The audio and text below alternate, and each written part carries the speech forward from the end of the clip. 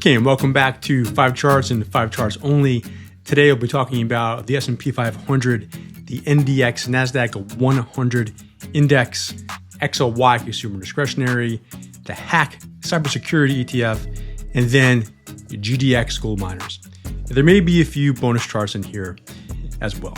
So let's get started with the S&P 500. In the last week we were talking about patterns. We didn't have any live, both on a bullish side or bearish. And remember, the reason why was because we had just achieved the 5th straight bullish pattern target of 67.45, which was drawn from the lows and extending higher. So it was just a very substantial objective to have gotten hit. And along the way, there were some smaller patterns as well. But with that having been attained, we're kind of left with a jump ball scenario, right? For the bulls and the bears to really seize the next opportunity anytime regarding the next consolidation phase. And we knew that at some point that would start to take place. It was just a matter of how long and how wide that digestive action would look like. And needless to say, that really started with that pretty substantial 2.7% decline on October 10th. And at the time, we had then drawn out these two scenarios. Shared it with all of our clients, shared it on X, got a lot of feedback, both positive and negative, just because, of course, it could have been an inflection point tied to tariffs, of course, coming into October, about to have the next Fed meeting, earnings, so forth and so on. There were just enough data points and catalysts to suggest that this one could look a little bit different. And so, as we know, that did not happen with the S&P now at new all-time highs once more. And so coming into today, October 28th, we had two live bullish patterns in play. And as we can tell, the patterns really aren't that far away at all. And in fact, as of midday so far today, the S&P is getting very close to 6,900. So it may have actually attained that target by the time this is aired. And with the 6,950 target being above that, again, not too far away. So this is what it looks like. Again, as the market comes back from some volatility, we like to look at this more from a close-up view. So most of the time using the 2-hour time frame, as we can tell from this perspective, along the way since the beginning of August, which was, again, the last 1% decline, it's been a series of bullish patterns. Nothing new, but we can see it across 2-hour perspective. We can see it on the daily work as well. And we got a little bit of a pullback here at the end of last week. Obviously, it was short-lived, and with the market coming right back, we kept this pattern alive, and now almost having hit that target at this point. And so with that happening, then the other one that we're really focusing on, this potential cup and handle pattern, got hit or got triggered as well. As we can tell, there's been no backing and filling. This breakout zone hasn't even been tested yet 3 days in, and now we're within about 1% of hitting that as well. And so it's another case of having a big down session or a pullback further than we've seen immediately not only met with buyers, but buyers being very eager to put money back into play.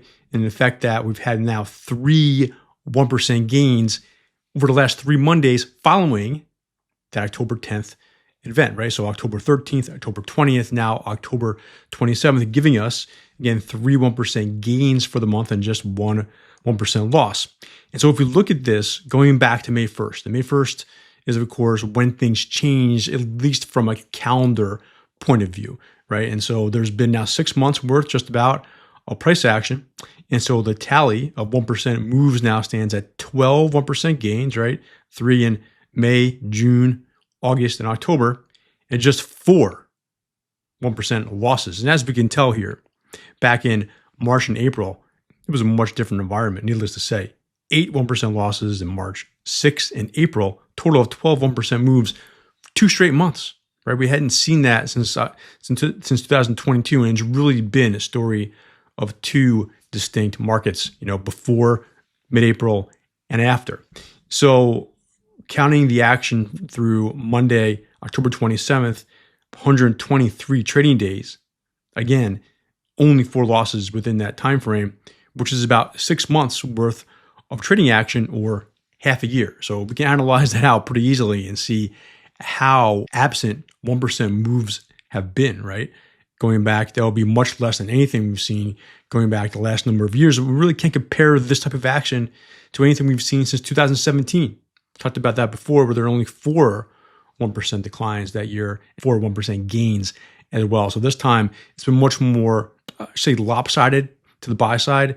Even though the market itself has been consistent, we've just seen a lot more iterations of strong breakouts followed by consolidations along the way. And so this is what it looks like going back to April 21st. And again, this is really where we think the turning point was, because all this volatility, which was still taking place in April, really created this higher low that was a 1% decline, followed by 3 straight 1% gains that really kickstarted the market into overdrive. This was 9 straight advances. And then really, once May changed, we can tell how distinct this low volatility kind of staircase-like advance has transpired. And again, as we can tell, very few 1% moves overall, especially a lack of 1% declines. As we know, this is key for uptrends like this to exist. It also helps breakouts become cleaner.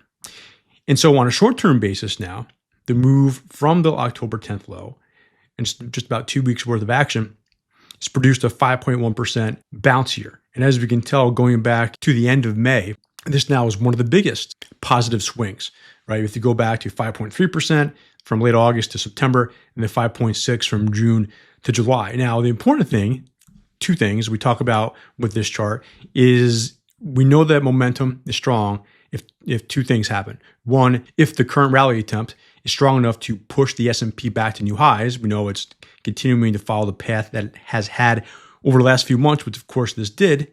And secondly, strong enough to produce an overbought reading on this 14-period RSI on the 2-hour basis. Now, it may sound like that's an easy thing to do, and you can see how many times that's happened over the last number of months, but one missing ingredient with the initial October advance here was that it failed to do so. So we were going on just about 2 months worth without seeing an overbought reading on a short-term basis.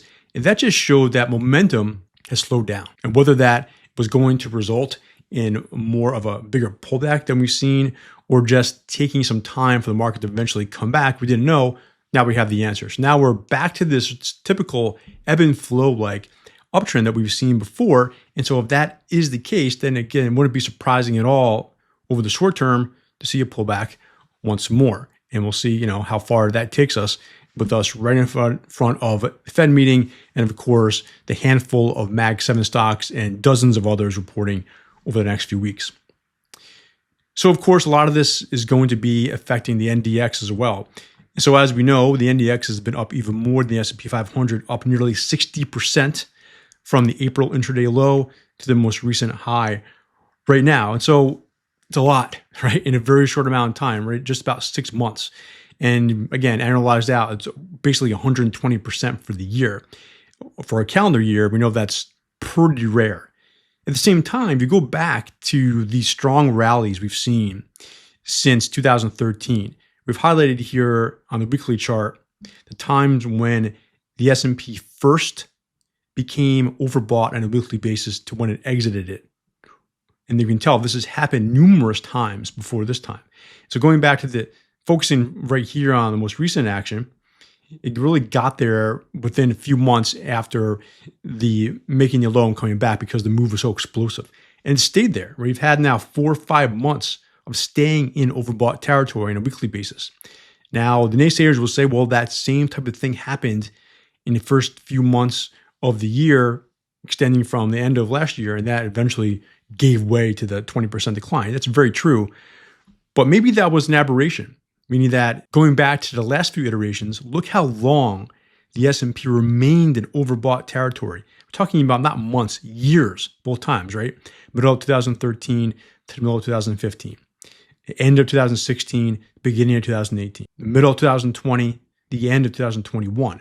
So from that perspective, it's still very early stages. And again, we know it's not ever apples to apples like this, but we have some indications of what not only could happen, but what has happened already numerous times. And that's how momentum can really stick with us, especially being led by large cap growth stocks like this. Now, of course, we know that NDX is top heavy, even more so than the S&P 500. So let's look at this compared to both the NDXE, which is the equal weight NDX, and also the QQQJ, which is the Nasdaq Next Gen 100, or the 100 biggest stocks after the Nasdaq 100, right? So a lot smaller cap related. So we'll get a better idea of what's really going on with technology in general. And so needless to say, the NDX has been leading, gapping up to new all-time highs over the last 2 days. NDXE not quite as extended, but also at new all-time highs, with QQQJ knocking on the door of doing so as well.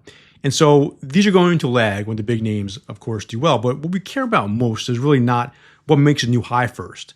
It's the path, right? And directionally, these, of course, look very similar. NDX, yes, broke out before the rest of them did. NDXE finally did so in September, with QQQJ following the same path. But as we can tell, both bottomed at the same time, both came back, all of them consolidated for a few months into June, so forth and so on. The most important thing is that the consolidation phases have all been resolved to the upside.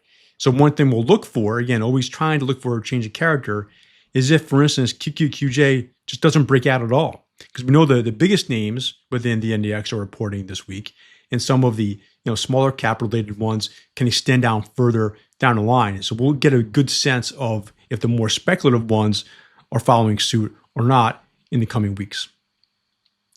So if you like this kind of content, I urge you to check out CappThesis.com. As you can see here, you can look at some free content, check out our premium services, and we have a number of sample reports here as well. And most importantly, get to hear from a number of our premium clients about their experience here in the services area and also in testimonials. Again, it's CappThesis.com. And please reach out to me with any questions. Okay, let's continue along looking at now the XLY Consumer Discretionary ETF. As we know, very top heavy, Tesla and Amazon. But along the way, those two and obviously everything else within the ETF has done well enough to maintain this uptrend from 2023 low. And so this is a log scale. And as we can tell, it's really been about breaking out of patterns along the way. Here is one way to look at this, right? Some cup and handle patterns, inverse head and shoulders patterns. We see form, again, breaking out again and again. And most recently, having the same type of pattern take shape as they're coming back from the tariff-related sell-off. And so along the way, we see this breakout near around the 205 zone using a measure move from a percentage basis because it's a log scale, gets us to around 248. So once that first happened, didn't seem like it was likely. Again, it would have been above the last all-time high here, would have been another 20% advance after 20% pop from the low. But now we're getting close to it, right? Especially as earnings season is now heating up with a number of these stocks about to report as well, which could be catalysts even further. So the question is, if and when that target gets hit, does that create, again, one of these jump ball scenarios where we have to have more volatility to create the next upside target? Yes, that is true, especially for the smaller versions, but let's zoom out a bit more and look at this from a weekly basis. If we can combine all of this action, right, going back to the beginning of 2025, so basically an entire year of price action, with a big drop, the comeback, the pause, creating this substantial potential inverse head and shoulders pattern, again, on a log scale. But when we're net flat over 12 months and have these stocks percolating underneath these zones that they failed at before with big bullish patterns at their back, right? This is what creates a scenario where you can see how this can continue higher. And again, at some point, it could all fall apart, but it's always the case. And this is why it's been so bullish, because not only have smaller bullish patterns been leveraged, some of these areas that have taken their time to get back to the former highs are just now getting to the point of breaking out from bigger bullish patterns, right? And this is, again, one area that could lead from that perspective. Now, this is the RSPD, which is the equal weight consumer discretionary ETF. And this is just a year-to-date performance chart comparing XLY and RSP. And as you can tell, they're pretty even. In fact, RSPD had led XLY the majority of the year up until really September, which is extremely interesting considering, again, how Tesla and Amazon dominate this, but they've had their issues along the way. Both have been coming back well right now.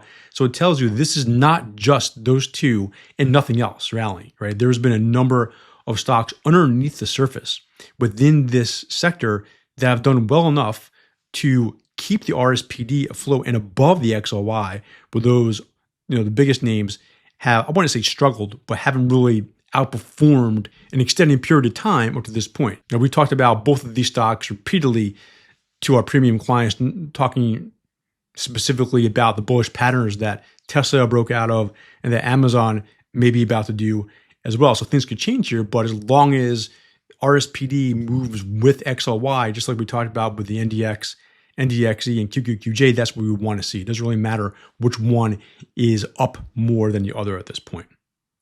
And so one of the reasons why RSPD has been doing well is, surprise, surprise, has been taking advantage of its own bullish patterns on a daily perspective as well, trying to do so again now. And if we can finally get back to this 58 zone, complete this potential right shoulder, we can see how then the measured move could get it considerably above its last all-time high too.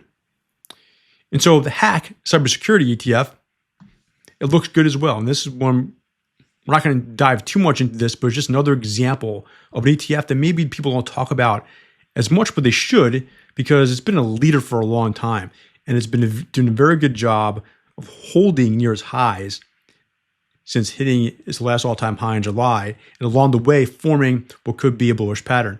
Now, we originally talked about this as September ended and October began, didn't quite get the necessary demand follow-through at that point to achieve that target, but it's trying again now, right? And from a longer-term perspective, you can see what it's doing, right? Getting close to breaking out of that pattern, which will take it to new all-time highs, and we see how good of follow-through moves it has had in the past when it's gotten back to new all-time highs and taken off from there. Okay, let's look at the GDX Gold Miners ETF. For obvious reasons, it's clearly had a very hard time over the last week or so as the whole precious metals complex finally enduring that correction that, of course, seemed overdue at the time.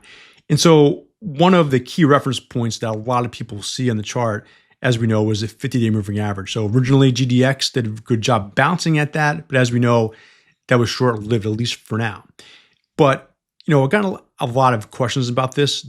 That wouldn't concern me initially right away. Number one, this is extremely steeply sloped as well, right? The GDX itself had a huge parabolic run, which in turn caused all the moving averages, especially the shorter-term ones, to appear very similar. So at some point, this was going to get undercut, even if GDX just moved sideways, right? It's pulled back aggressively. So now it's testing it, undercutting it now currently. But if you look back over the last 2 years, which of course has the GDX has done a very good job of rallying, but along the way, look how many times the GDX undercut the 50-day moving average. Dozens of times you probably add them all up, and none of those led to a substantial pullback that was enough to wreck the long-term uptrend, right? And so the odds are that this won't either. At some point, it's going to have to oscillate around this as it begins to form more bullish patterns, right? The key right now is, number one, seeing where there's real demand, where it finally comes in, where it holds, what the ensuing bounce looks like, and then the next pullback, how that appears. Because best case scenario, right, is to see a higher low develop at some point. We could begin to make the sense of that being a bullish pattern, or at least the start of a consolidation phase like we've seen before. Now, the other part is that the RSI has dropped from the 80s, right, the highest ever that it hit just a few weeks ago, down to now the low 40s. Again, we always talk about holding near 50 is important. It is, but let's look back to see what GDX has done, again, over the last 2 years. As it was making higher highs and higher lows, well, it has mostly held near the 50, but at times got to oversold. And the last time that happened, right, in October, from October to the end of the year 2024, it hit overbought territory, and the ensuing pullback was strong enough to then get it to oversold. So when you have that rubber band so stretched, it's going to snap back, and it's going to have a result on the RSI itself as well. Now, another way of looking at this, of course, is using the Fibonacci retracement levels, and that 65 zone is very important as well, because that's the 38.2 retracement level, known as basically the first stopping point after a market does what it has done. And so putting this all together, right, the 38.2 retracement is at 65. We just looked at the 50-day moving average, that's at 70, right? The RSI is dipped below 50. So things are kind of getting more in line in terms of a trading setup that could get some buyers interested, right? Again, it's a matter of what happens after that. And so I wanted to look at Newmont Mining as well. Of course, one of the biggest holdings within GDX, and a lot of people look at it. And this is what we were talking about back in January and February here. This is taken from February 21st after the breakout has happened. And so, as you recall, Newmont and GDX in general had a pretty hard time on the way down, right? Getting killed from October down to the beginning of January. And then eventually, we saw GDX stop going down, right? It was in support discovery mode back then too. Initial bounce failed, held once more. That created the potential higher low scenario as we saw some follow through. And then lo and behold, a real higher low was etched here. And this was a bullish pattern we talked about. And with it having a target right near the 50% retracement of this, it looked like a pretty good trade, which it did. But of course, didn't hold. This is a good practice to see what could happen after. When we get that first big bullish pattern hit, it can often set the foundation for other bullish patterns to be formed and a long-term uptrend to then start to commence. And of course, that's exactly what happened with Newmont Mining, GDX, gold, so forth and so on. Again, amazing how it seemed like that it was about to roll over, which it did, held near support, and then of course, all the way up through this point. So again, this is something that could happen if in fact we get that next bullish pattern formed at some point. Could take a few weeks, could take a few months at this stage. Another perspective is that, again, this was the bullish pattern we just looked at. That came after a rally of about 100% from the February 2024 low to the October 2024 high, which then led to a near 40% pullback, right? Still did not undercut this, right? Higher low, even though it was a volatile one, which then gave way to the most recent rally, which basically was the entire year so far, which was, almost 170% from the low. And now NDX or GDX has pulled back 20%. So it's in a bear market.